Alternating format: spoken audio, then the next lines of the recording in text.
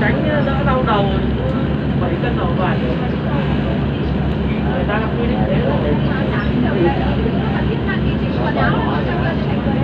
Không phải kia cái trách nhiệm là cái ba lô này nó mất hơn cân phải. Người ta bán cái vải đấy, vải xi đấy, người ta nhận đâu, ta chỉ mất khoảng 5 năm thôi.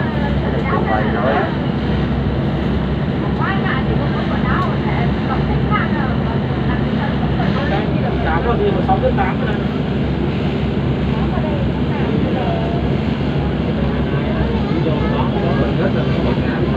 Vâng, đấy, thế bảo là tránh việc là đỡ nặng lắm.